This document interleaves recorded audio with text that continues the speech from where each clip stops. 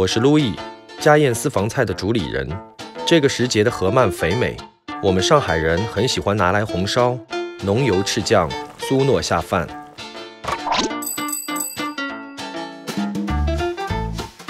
像河鳗这种无鳞鱼表皮的粘液比较新，要用60-70度的热水浸泡10到15秒。这个时候鳗鱼表面会起一层白沙，先用手捋去白沙，再用小刀轻刮去除干净。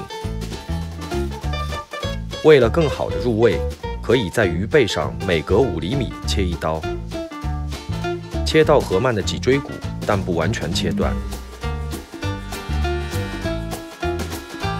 再用厨房纸巾吸干表面水分。起油锅烧热至70%，下姜片，放入河鳗。一开始先不要拨动，等鱼皮炸脆定型后，翻面继续炸，这样烧的时候更入味。事先备好的蒜也要过一下油，炸到金黄色。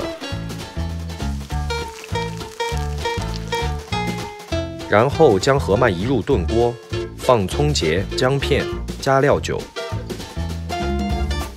开水、老抽、生抽、八角和冰糖。为了增鲜添色，我还习惯加一些叉烧酱，再倒入金蒜，煮沸后转中火，加盖炖煮15分钟。最后调大火收汁，用汤勺淋在鱼身上，盛出装盘，酥香入味的红烧河鳗就做好了。泡鳗鱼的这个热水，尽量保持在60-70度的水温。如果太高温度的话，除了可以把表层的白沙去掉以外，还会把黑色的鱼皮也烫下来。尽量是用不粘锅去炸。传统的本帮菜呢，主要是以冰糖、老抽和蒜头为主，这样烧出来呢比较浓油赤酱一点，但是呢它的色泽会显得黑且发暗，就是红的发黑了已经。